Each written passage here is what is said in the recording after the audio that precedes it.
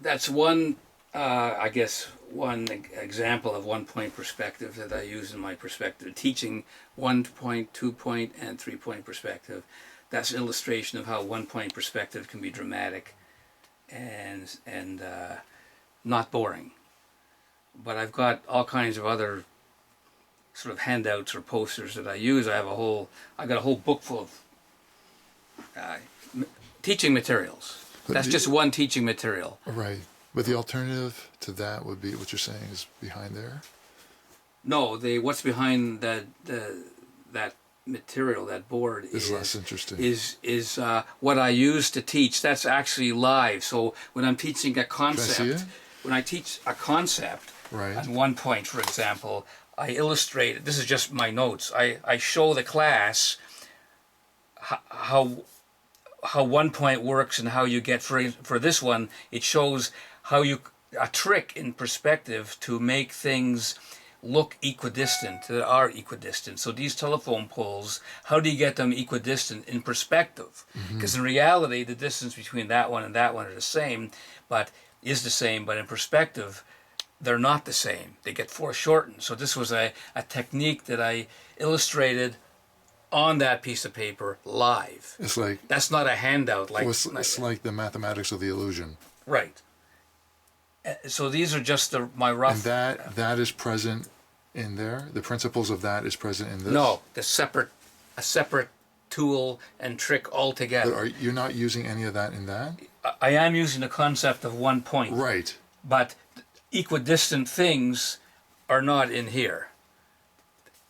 That's just how to get things equidistant, whether they be tiles on a floor, or telephone poles, or fence posts, or trees, or anything that is equidistant. How do you make them look right in perspective? And that's what I've illustrated here. This is strictly a dramatic illustration of how you can use 1 point.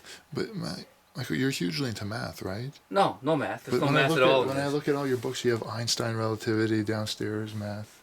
Yeah, that's more theoretical physics. Not really. You don't use any of that in your cartooning? Not like really. The concepts, no. No, unless I was doing a cartoon about relativity or about Einstein, no. That's just another interest. Right. But you like the dark topics, I noticed. Yeah, like the humorous side of disease and death.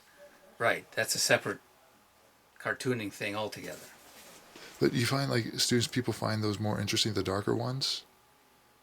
Or like dark humor more interesting than just regular humor? It's funnier in my mind. I mean, what is the philosophy behind that? What makes it funny?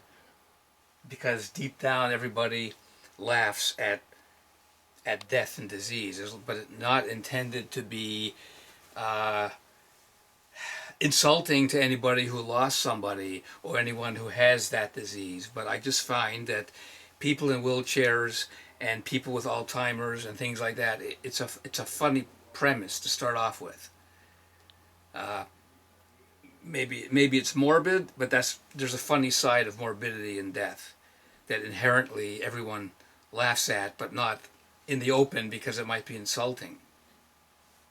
And I don't mean to insult anybody. I just find that death is funnier than real estate. Right. Real estate is just boring, right? And people. But is it the frailty of human beings and death? What?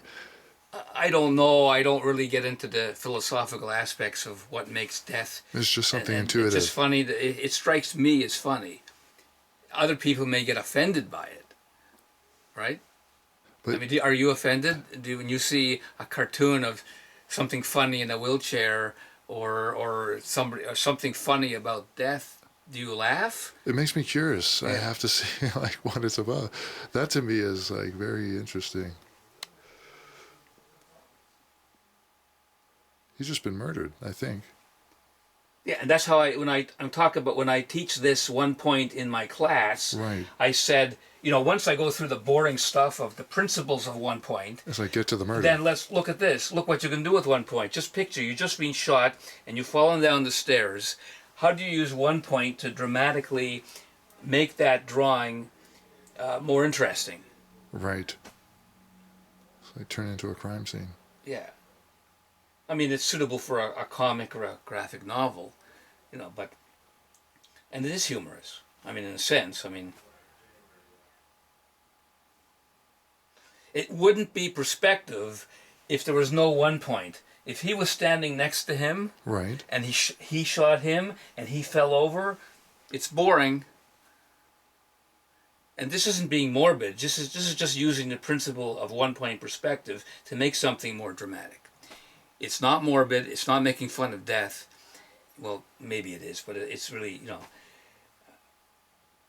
I mean, just think of he just fell down the stairs, but he wasn't here. Right. What would it be like? Would be You might think he just had an accident. yeah, and that's not. It's boring. Right. I guess the violence makes it interesting. Yeah, but it illustrates one point that the line of every brick is going to that vanishing point. The frame of the door is going to the vanishing point. Even his arms, or everything is pointing to that vanishing point. And that's what I'm trying to get across to the students. One of the basic principles of one-point perspective. There's two-point perspective and three-point perspective, and I got examples of those too. They're not necessarily morbid, but. And what are their reactions? They take. They love it. They get. I mean, the students are there to learn perspective, and they realize that there's perspective is used in everyday artwork. Even if you're doing a watercolor of a vase with flowers, that's boring. But you need to know perspective to get the vase right. Right. So you rather use these sort of unorthodox teaching styles. People remember that. Right. That's high impact. Yeah. Surely. I like it. It's dark. Yeah. It's dark. It's also